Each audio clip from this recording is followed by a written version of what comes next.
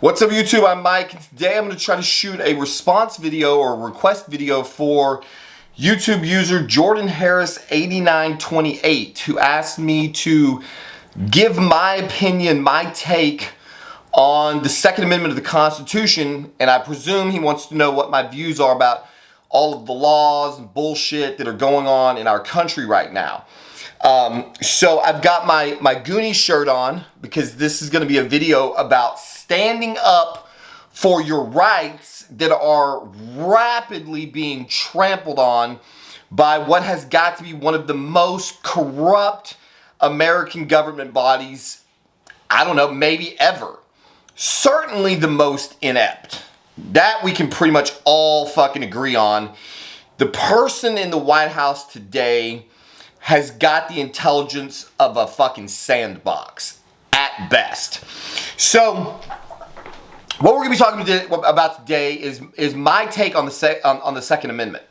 So just before we get into it, so you can decide whether or not you even want to sit through this, I am a Second Amendment Absolutist. But what is probably a better term is like Second Amendment insane literalist. So first off, let's start by reading the very short Second Amendment so that we can all agree upon what we are talking about, because I think that this is maybe one of the single most important topics being discussed in America right now. And I think this particular topic is the greatest predictor of whether or not our country will ever be a place any of us should want to live in again. It's not now. Spoiler alert. It's a terrible place to be right now. So, the Second Amendment to the United States Constitution says, and I lost my text, it says, a well-regulated militia being necessary to the security of a free state, the right of the people to keep and bear arms shall not be infringed. So, like I said, I am a Second Amendment literalist. Literal, okay? The Founding Fathers were possibly some of the most intelligent people who ever walked the face of the earth. I don't think they were haphazard in writing these doctrines. I think they well understood the country that they were trying to frame. And so when they were very, very open-ended in their statement, the right to keep and bear arms shall not be infringed, I believe that the spirit of our Founding Fathers should be taken in the most literal context possible. So what does that mean? That means that I believe that any American citizen has the right to bear arms. Any American citizen. I don't care what age you are. I don't care what your criminal history is. I don't care what your mental state is. The Second Amendment does not does not talk about that at all. And so I think that when the Second Amendment says the people have the right to bear arms, that means all of the people of the entire country have the right to bear arms. Another part that's being debated is, does the Second Amendment include personal protections? Now, while again, it does not literally say you have the right to bear arms to make sure that your neighbor does not come in and rob your house, I think it's pretty clear that that falls within the confines of the free state. In order to have free people who are free from abuse and tyranny, the Founding Fathers felt that it was necessary that their right to bear arms shall not be infringed. So the Second Amendment, first of all, does grant us the right to self-defense and the right to use arms in defense of self. And I believe there are other parts of the Constitution that actually delve deeper into self-defense. Life, liberty, pursuit of happiness, for example. But the main thing that the Second Amendment is talking about, and what gets missed here, and it's the single most important part of the entire Second Amendment. The single most important thing that you have to remember when we're talking about the Second Amendment in the context in which our Founding Fathers wrote it is that it says that a well-regulated militia is necessary for the protection of a free state. the Second Amendment is most certainly meant to protect us from the tyranny of our own government. This is what we had just come out of in the Revolutionary War. So it was very fresh on the minds of the founding fathers exactly what kind of abuses a government body was willing to perpetuate on free citizens to control their behavior, manipulate their behavior, and unfairly tax and abuse them. And so obviously when the founding fathers were setting out to create this new country, what they wanted to ensure is, for example, situations like the Biden administration could never possibly have tried to force a vaccine on the American people. This was a violation of our civil rights in so many ways, it's not even close to fucking calling it. And that never should have even been allowed to stand for one solitary second. The government in this country is the most corrupt regime we have ever seen, and it's only getting worse. And before somebody starts going, oh, well, you're just a maggot, you're just a right-wing lunatic, I'm not saying that only the liberals are evil. They're both evil. The entire government, we have a uniparty system in this country. It's like in the Matrix, where when the architect is explaining to Neo that the first Matrix was created to be a utopia, and people were rejecting the programming because they needed the illusion of choice. The government system as it is currently operating in America is that like fairy tale bullshit environment that was set up in the first Matrix. Okay, we have the illusion of choice. There used to be a graphic, there used to be this really cool graphic, maybe I can find it and clip it in here. And it was showing you the joke of free will. So it shows you this cow, and it says, okay, this cow has free will, and he can choose door A or door B. He's totally free to choose which door he goes into. The problem is that both door and door A lead straight to the slaughterhouse. See, that's the illusion of free will.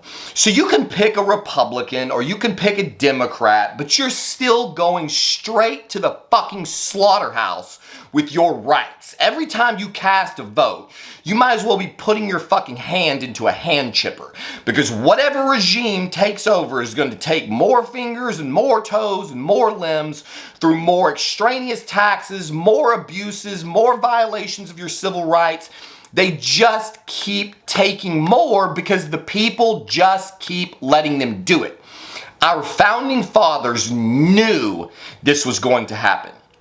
And to prevent it from happening, they wrote the Second Amendment to the Constitution in hopes that the future Americans would have 1/10% of the balls that they did, and that they would rise up against a tyrannical government. But this has not happened. What we have seen happen over the last 200 years is the American citizens get tired and weak and broken and buried in credit card debt, too busy trying to take care of their families, too busy chasing the next fastest car or Louis Vuitton bag. They go massively into credit card debt. They don't give a shit about the country anymore. They just care about putting food on their own tables. And so we don't have well-regulated militias. We don't have a fighting spirit amongst the American people who is constantly at the ready to put a check against the tyranny of the American government. So this brings us to the next point. What is an arm? Okay, so we've already proven, beyond a shadow of a fucking doubt, that the founding fathers intended for the American people to keep and bear arms to protect themselves from their own government. Joe Biden and the current administration is an enemy of the state. His administration is creating a situation in this country where we do not have personal freedom anymore. Those freedoms have been stripped away from us. And we should be executing our Second Amendment rights to get them back. But this country's made of pussies and nobody really wants to do anything anymore. So the second thing on the list, and the second big thing that you see being talked about in America right now, is what is an arm? Okay, so the state of California wants to tell us that that AR-15s are weapons of war, that they're military guns, and that clearly is not what the founding fathers had suggested. They want to say that, you know, you can't have a gun that has more than 10 rounds in the clip. They want to ban so-called assault rifles, which actually stands for Armalite rifle. If you fucking have 3 or 4 brain cells bouncing around in your head and you know anything about the history of guns, you will know that the AR-15 was the Armalite rifle. It was made by Armalite. Never mind, people are never going to wrap their heads around this. So to determine if they're right, to determine what the founding fathers meant by arms, let's go to the dictionary. And the dictionary says arms, weapons and ammunition, armaments. Weapons, ammunition, and armaments. Notice it does not say guns that have fewer than 30 rounds in the magazine. It doesn't say that. Notice it doesn't say no assault rifles. It says arms, ammunition, and armaments.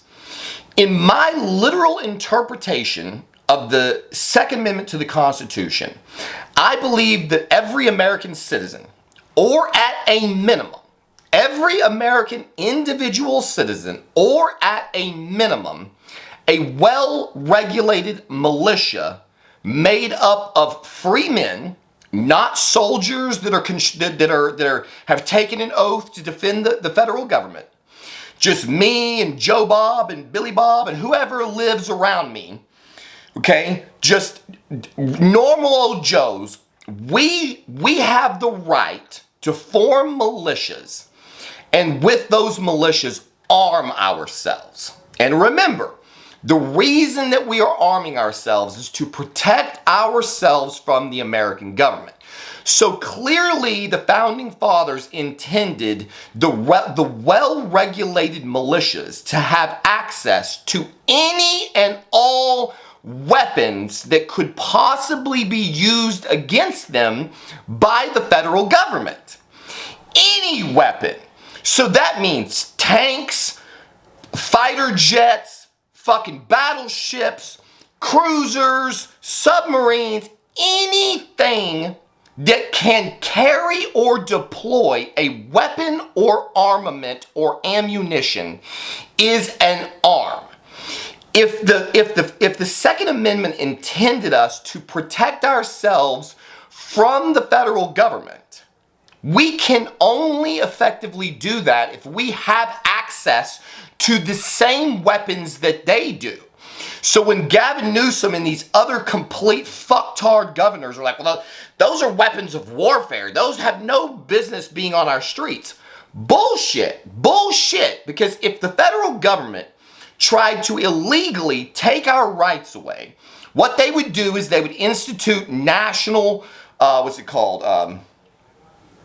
martial law. They would institute martial law. They would attempt to suspend our civil liberties, and then they would come with the National Guard and potentially the Army, the Navy, the Marine Corps, I don't know. And they would have tanks and personnel carriers. They would have the ability to fly sorties with jets over our cities. They would have Armalite rifles. They would have RPGs, grenades, C4. They would have every piece of warfare material at their disposal to try to put down an uprising. So in order for a well-regulated militia, which is necessary, according to the fucking Constitution, a well-regulated militia is necessary to guaranteeing a free state. In order for the constitutionally protected militia to do its job, it must, by law, be allowed to purchase tanks, fighter jets, fucking nuclear missiles if necessary. Every single arm or armament that we could face in a battle against the federal government in an attempt to create a free state, all of those arms are guaranteed to the people. Everything. So all of these things that we see going on where they're trying to reduce the number of rounds in a magazine, where they're saying, oh, you have to be 21 to buy a handgun and you have to get a permit check, or you can't buy a handgun if you are a felon. You see, this particular topic is near and dear to my heart, because see, all of you who think you're still fighting for your rights, mine have already been trampled on.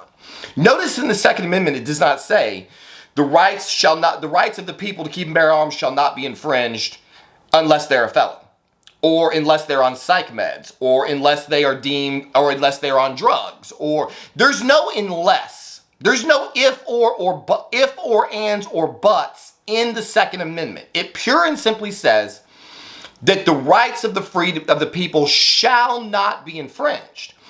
So, does that mean that a 9-year-old should be able to possess a firearm? Yes. Yes, it does. Does he need to have a fucking weapons permit? No, he does not. If the federal government decided to institute martial law and take over the city of Dallas-Fort Worth, where I live, and I was to go out into the streets with an uprising of men and women who had decided to defend our properties. I have a 13-year-old son and a 6-year-old daughter at home, okay? Obviously, the founding fathers believed that that my 13-year-old son should have the right to defend his property. Luckily, most of this is already guaranteed by our laws. That's the interesting thing.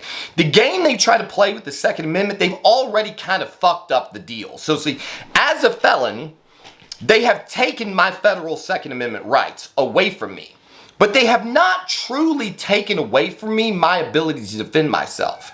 So let's take, for example, I'm in a Walmart one day, and a guy walks in, and suddenly I feel the barrel of a gun pressed against my back, and he says, "Give me your fucking wallet right now." And I decide, I don't want to give you my wallet. So I quickly turn and pivot and knock the gun out of his hand. We go into a scramble. I pick up his handgun and I point it at him and say, "Back the fuck up and get on the ground." If I point his handgun at him and he tries to attack me and I use his weapon in defense of my personal self and body, I have actually not broken any laws. See, there are exceptions to all of the ways that they've tried to take our freedoms away from us. So even as a felon who's not allowed to possess firearms, I can, in fact, legally, temporarily possess a firearm in defense of myself or someone else. In the state of Texas, because my felony was well over 10 years ago, I can legally possess arms inside of my own house. Now, the federal government doesn't agree with that, but the state of Texas says that I can. So there's all of these stipulations. So a 9-year-old, typically, by the letter of the law, can't legally possess a firearm. But if my 13-year-old son, for example, who also can't legally possess a firearm, let's say that we had a gun in the house because I'm legally allowed to do so, and somebody kicked the door in while I wasn't home, and my son got access to this gun, which of course wouldn't happen and couldn't happen because we don't, but I'm just giving you a hypothetical situation.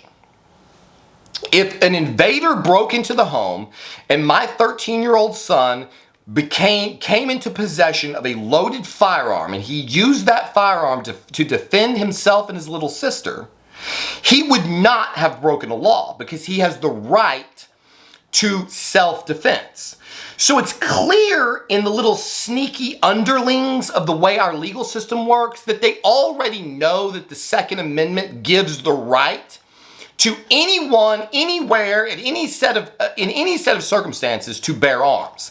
They have now tried to cordon that in because they think that taking guns off the street is the way to prevent problems. And I am of the absolute polar opposite opinion. Not only do I think that every single person in America has the right to keep and bear arms, I think that every single person in America has the duty to keep and bear arms. Every single time we hear about 3 people were shot at a strip mall, 6 people were shot at a bowling alley, the very first thing that I think when I hear this news is, which one of the patrons killed that asshole? And 99.9% of the time, no one did. If every single American citizen, when you go to get your driver's license on your 18th birthday, if you were forced to take a handgun class and then you were required by law to carry a handgun, we would not have active shooters in this fucking country. We would not have them for very long, because the second some guy pulled out a gun in an attempt to take somebody else's life, he would have 400 guns pointed right back at him. The reason these active shooters are committing these crimes in our country, often in liberal areas, haven't you noticed? It's not a whole lot of shootings in DFW, okay? It's not a whole lot of shootings out in the country where the good old boys have armaments that look like militia level shit is going on. No, they always go into like some libtard area where they know all of these people are scared of guns. If every American citizen was armed and trained, we would have no active shooters. The second some guy took out a fucking gun, 400 people would put bullets in this guy's head. This guy wouldn't get 2 feet from the fucking door if every American citizen defended the nation that our founding fathers built for us. Our founding fathers built the greatest nation this world has ever known. And in the Constitution, it guaranteed us 2 things. Well, it guaranteed us a lot of things.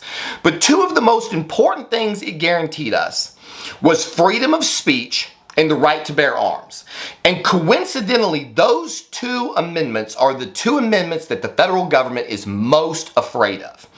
They want to curtail the freedom of speech. They want to shit on our First Amendment by talking about hate crimes or inciting riots. You should be free to incite whatever the shit you want, because this is what was guaranteed by our founding fathers. Our founding fathers did not say you have the freedom of speech so long as you don't talk your buddies into rising up and going after the federal government. It's not what it says.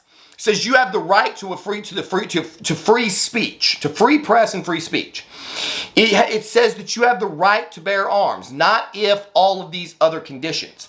So with the freedom of speech and the freedom to bear arms, if American citizens actually executed these 2 freedoms and stood in defense of these 2 freedoms, our country would not look like it does today. And unfortunately, in closing, I believe that our country has become so lost that we have basically dialed back to pre-American Revolution. We have a government that is every bit, if not more corrupt than anything the English could have possibly pretended to be. And the American electorate is made up of 75% of the American electorate has no business casting a ballot. They don't even know what the fuck they are voting for. It falls on the backs of the real men. Men who are like Paul Revere and the Minutemen and the Founding Fathers. We need the real men in this country to fucking rise up and say enough is enough. Until we do, they will continue to take our rights away from us, and we will watch America slide into a socialist hell the likes of which you cannot even imagine. There is no room for diplomacy left. There is no room left to try to affect change through the 3 branches of government. Voting for anybody other than Trump, for example, because he's the one person who's not part of the rhino swamp. Every time you cast your vote, you're just throwing it into a fucking fire. It doesn't matter which one of these assholes you elect. They all have one singular purpose in mind. No one in Congress, no one in the White House actually gives a shit about the American people. They do not care about securing our borders. They do not care about how much it costs for you to buy eggs or put gas in your car. All they care about is taking more power from themselves and controlling you more. All they care about is making you subservient. All they care about is destroying every single thing that this Constitution stands for, because the Constitution was meant to be the check against their power. They know that, and they constantly drum up bullshit news stories and false flag operations and conspiracies and all kinds of bullshit to keep us distracted from the fact that every single time we walk into the voting booths, While we think we're voting for the next big savior, what we're actually voting for are all of those tiny little bills with all those fine print that piece by piece dismantle the Constitution of the United States and dismantle our civil rights and dismantle us as Americans. In my lifetime, this country will be fucking unlivable and unrecognizable for anything that it was ever meant to be unless the American people rise up and take back what is ours.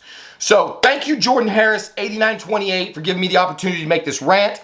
That is what I believe the Second Amendment says. Every single American citizen has not only the right, but the duty to bear arms, and they should have access to any and all arms that the federal government has, and it is our right and our duty to train and prepare and arm militias run by state civilians so that we can make sure that the things that have been happening for the last 20 years in this country do not continue to happen. As always, thank you for watching, and we'll see you on the next one.